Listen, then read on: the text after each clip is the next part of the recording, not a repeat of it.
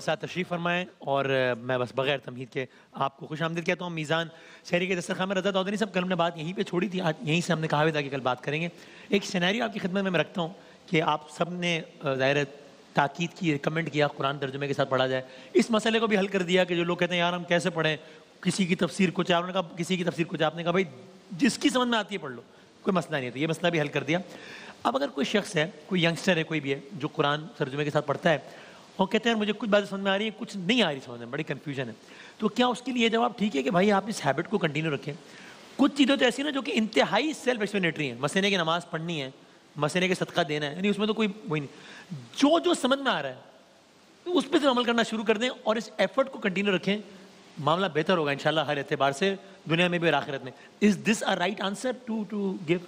بسم اللہ الرحمن الرحیم. بالکل میں سیکنڈ کروں گا، تائید کروں گا اور اس کی بہت زیادہ شد و مت کے ساتھ ریکمنڈ کروں گا کہ اس اپروچ کو کنٹینیو کریں. مدارس کے اندر، حوزات علمیہ کے اندر ایک ضرب المثل ہے، کہا جاتا ہے الدرس حرف والتکرار الف، کہ درس ایک مرتبہ، تکرار 1000 مرتبہ. اچھا، تو طریقہ کار یہی ہوتا ہے کہ فرض کیجئے کہ وہ درس سمجھ میں بھی آ گیا ہے نا، تو بھی اس کو ذہن نشین کرنے کے لیے، دل میں بٹھانے کے لیے تکرار کیا جاتا ہے. صحیح ہے. تو اگر سمجھ میں نہیں بھی آیا ہے نا تو آپ اطمینان رکھیں، خدا پر بھروسہ رکھیں، خود خدا سے دعا مانگیں. صحیح کہ اے پروردگار میں ایک سنسیئر ایفرٹ کر رہا ہوں، تو جانتا ہے. صحیح ہے. ہاں، تو میرا دل کھول دے تاکہ میں اس بات کو زیادہ بہتر طور پر سمجھ سکوں. واہ واہ. پھر ہوگا یہی کہ قرآن مجید کے اندر دیکھیے یہ جو ایک تکرار ہمیں نظر آتی ہے نا قرآن مجید میں مطالب کی، جی جی جی جی، حضرت موسیٰ علیہ السلام کا واقعہ 4 جگہوں پر، 6 جگہوں پر، 8 جگہوں پر آپ کو مل جائے گا. اسی طریقے سے بعض دیگر واقعات. تو اس کی ایک مصلحت بھی یہ ہے کہ اگر وہ چیز ایک جگہ پر سمجھ میں نہیں آئی تو دوسری جگہ سمجھ میں آئے گی، دوسری جگہ سمجھ میں نہیں آئی تو تیسری جگہ سمجھ میں آئے گی.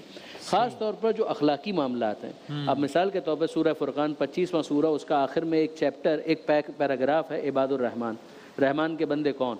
یعنی رحمان جو اب جن بندوں کو اون کر رہا ہے کہ یہ ہیں میرے بندے جن پر ناز کر رہا ہے. اب اس میں آپ پڑھتے چلے جائیے، کیا مشکل ہے. یمشون علی الارض ہونا، یہ رحمان کے بندے وہ ہیں کہ جو زمین پر چلتے ہیں تو ان کی چال میں تکبر نہیں ہوتا. اب اس میں کوئی کیا پرابلم ہے؟ کوئی ایمبیگوٹی نہیں ہے نا اس میں. وَإِذَا خَاطَبَهُمُ الْجَاهِلُونَ قَالُوا سَلَامًا، اگر جاہل ان سے الجھنے کی کوشش کرتے ہیں یہ سلامتی کا پیغام دے کر آگے بڑھ جاتے ہیں، یہ اپنا وقت ضائع نہیں کرتے. وَالَّذِينَ يَبِيتُونَ لِرَبِّهِمْ سُجَّدًا وَقِيَامًا، یہ رحمان کے بندے وہ ہیں کہ جو رات اس انداز سے گزارتے ہیں کہ کبھی سجدے کی حالت میں ہوتے ہیں، کبھی قیام کی حالت میں ہوتے ہیں. اب آپ غور فرمائیے کہ اس کے اندر ہاں ایک سوال آ جائے گا کہ کیا رحمان کے بندے آرام نہیں کرتے؟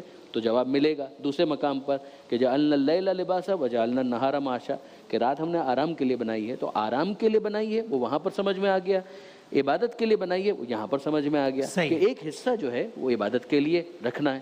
تو انسان اگر تھوڑا اس کے اوپر تحمل کے ساتھ اور بردباری کے ساتھ کنسنٹریٹ کرے تو پروردگار عالم اس کا ہاتھ تھامے گا. والذین جاہدوا فینا لنہدینہم سبلنا، جو ہماری راہ میں کوشش کرتے ہیں، کوشش کرنا ان کا کام، ہاتھ پکڑنا ہمارا. کیا بات زبردست.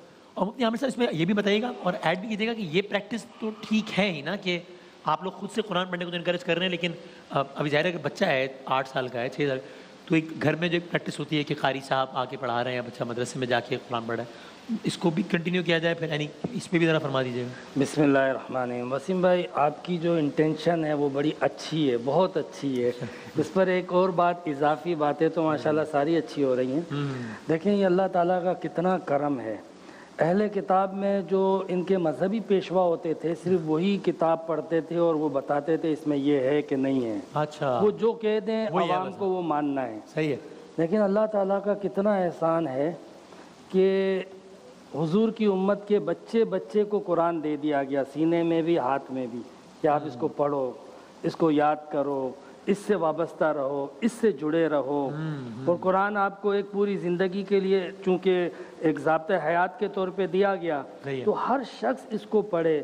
ہماری آج بہت بڑا مسئلہ یہ ہے کہ ہم مخصوص دائرے میں رہ کر مذہب کو سمجھتے ہیں اور اس وجہ سے بڑی بڑی غلطیاں بھی کرتے ہیں، کیونکہ قرآن سے تو ہم ڈائریکٹ اٹیچ ہوتے نہیں ہیں. حالانکہ ہمارا فرض تھا کہ بھئی قرآن اللہ تعالیٰ مجھ سے کہہ کیا رہا ہے میں خود دیکھوں، میرا رب چاہتا کیا ہے میں خود دیکھوں.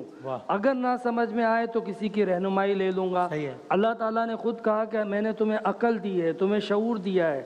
قرآن میں بھی یہ بات کہہ رہا ہے قرآن کی تعلیم حاصل کرنے کے لیے. تو ہمارا فرض بنتا ہے کہ جو اللہ کی کتاب ہے اس کو ہم خود بھی پڑھیں، اس خیال سے کہ پتہ نہیں ہم اس کو صحیح پڑھیں گے کہ غلط پڑھیں گے، چھوڑ نہ دیں، یہ بہانہ ہے۔ جو نہ سمجھ میں آئی اس کو آپ کسی اپنے بڑے سے جس پر اعتماد ہو سمجھیں، لیکن آپ نے ڈائریکٹ اللہ کا کلام پڑھنا ہے، سمجھنا ہے اور دیکھنا ہے وہ کیا چاہتا ہے ہم سے۔ سبحان اللہ، جزاک اللہ۔ اور مفتی صاحب اسی کو آگے بڑھاتے بتائیے گا، جو فرق بھی ہوگا اگر تفاسیر میں، انٹرپریٹیشن میں، تو یہی ہوگا نا کہ مثلا یہ جو بات ہے نہیں اس کا یوں، اس کا پس منظر یہ ہے، یہ، لیکن یعنی یہ تو نہیں ہوگا نا کہ کوئی ایک طرف یہ کہہ رہا ہوگا کہ جناب اس کا مطلب ہے کہ نماز پڑھنی چاہیے، کہہ رہا ہوگا نماز بالکل نہیں پڑھنی چاہیے، ایک کہہ رہا ہوگا زمین پہ جو ہے وہ جھک کے چلنا ہے، جو کہے گا نہیں اکڑ کے چلنا چاہیے۔ تو مجھے ایسا بھی لگتا ہے، آپ اصلاح فرمائیے گا، کہ ہم جو باتیں بہت موٹی موٹی ہیں وہ تو پوری کر نہیں رہے ہیں، میں اپنی بات کر رہا ہوں جو کسی اور کو، اور جو بالکل اس کا مطلب یوں ہے کہ ایسے اس کو پن پوائنٹ کر کے کہہ رہے ہیں یار اتنا اختلاف ہے، اب میں کیا پڑھوں کتاب، بتائیں نا یار بھائی، موٹی موٹی بات تو ساری سیم ہی ہے نا، ایسا ہی نہیں ہے کیا؟ بسم اللہ الرحمن الرحیم، اللہم صلی علی سیدنا و مولانا محمد وعلی آلہ و اصحابہ وبارک وسلم۔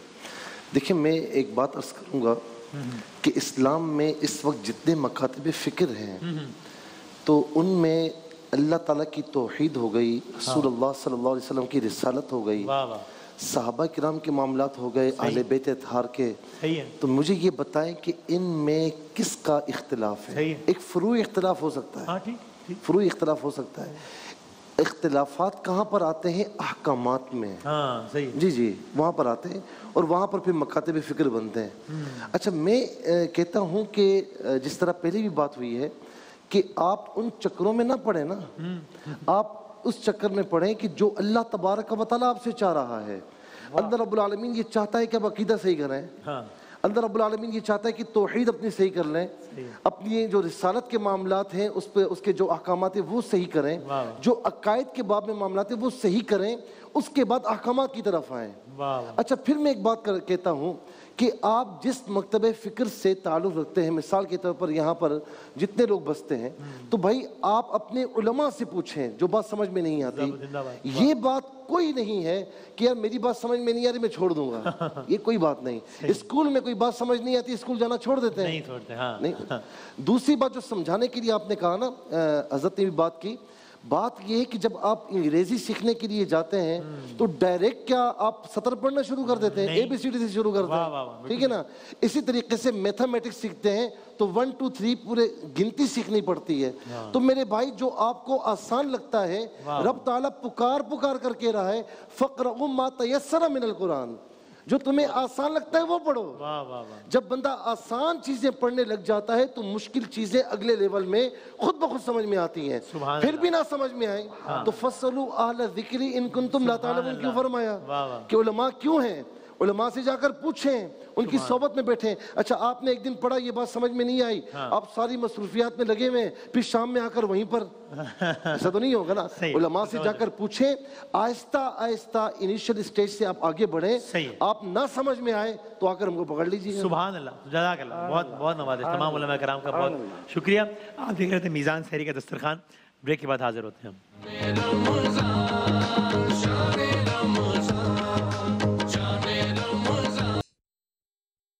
روزہ رکھنے کی دعا۔ وَبِصَوْمِ غَدٍ نَوَيْتُ مِنْ شَهْرِ رَمَضَانَ، میں ماہ رمضان کے کل کے روزے کی نیت کرتا ہوں۔ اللہ اکبر، اللہ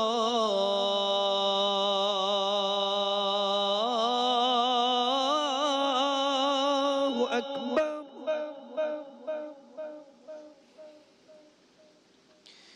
اللہ اکبر، اللہ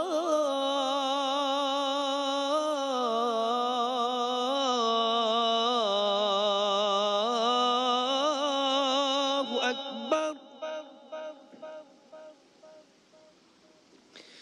اشہد ان لا الہ الا اللہ،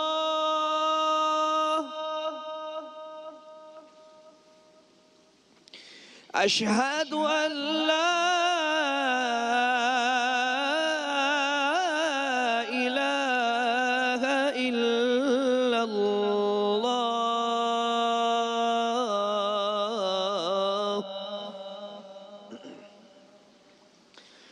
أشهد أن محمد رسول الله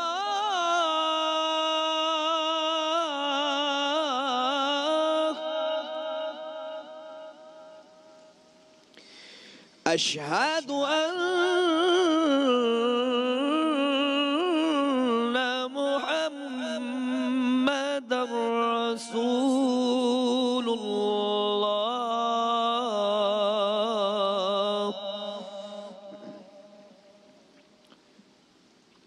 حي على الصلاة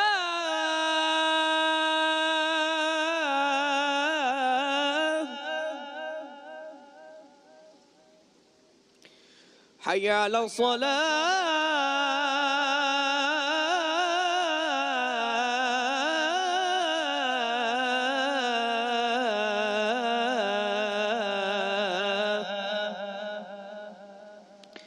حي على الفلاح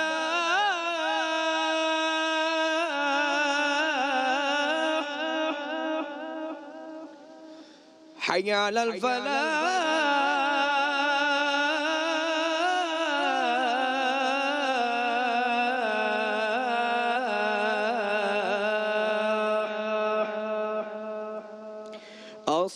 الصلاة خير من النوم الصلاة خير من النوم الله أكبر الله أكبر لا إله إلا الله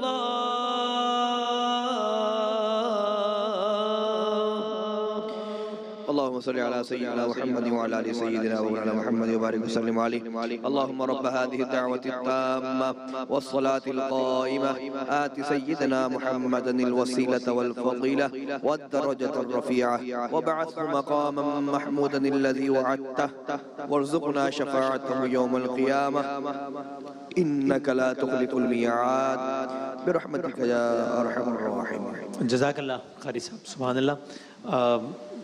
تو یوں ایک اور روزے کا آغاز ہو گیا ہے اہلیان پاکستان کے لیے، اور انشاءاللہ ہم آپ سے ملیں گے دوپہر 2:15 پر انشاءاللہ. جن جن لوگوں نے ہم سے دعاؤں کی استدعا کی ہے اللہ تعالیٰ سب کے ساتھ آسانیاں فرمائیں، انشاءاللہ دعاؤں کو قبول فرمائیں. ہمارے بہت ہر دل عزیز ہمارے سینئر بھی ہیں اور بہت اچھے ہمارے کہہ لیجیے بڑے بھائی ہیں، دوست جناب مشہور صحافی پاکستان کے جناب سلیم صافی صاحب، ان کی والدہ گرامی انتقال فرما گئی ہیں. تو آپ لوگوں سے گزارش ہے کہ یہ وقت فجر ہے اور وقت دعا ہے، تو دعا کیجیے گا اللہ تعالیٰ سلیم صافی صاحب کو اور ان کے سارے جو خانوادہ ہے ان کو صبر جمیل عطا فرمائے انشاءاللہ، اور ان کی والدہ گرامی کی آگے کی منازل بہت آسان فرمائے انشاءاللہ. اور جتنے بھی لوگ نشریات دیکھ رہے ہیں سب کے والدین کے ساتھ اللہ تعالیٰ سرکار دو عالم صلی اللہ علیہ وآلہ وسلم کی والدہ جناب آمنہ جن کا تذکرہ ہوا ان کے صدقے میں آسانیاں فرمائے اللہ تعالیٰ سب کے والدین کے ساتھ انشاءاللہ. 2:15 پر ملتے ہیں، آیت کریمہ سے اختتام کرتے ہیں. وَذَنُّونِي إِذْ ذَهَبَ مُغَاضِبًا فَظَنَّ أَن لَّن نَّقْدِرَ عَلَيْهِ فَنَادَىٰ فِي الظُّلُمَاتِ اللہ الہ الا انت سبحانک انی کنت من الظالمین فاستجبنا له ونجیناہ من الغم وکذالک ننجی المؤمنین.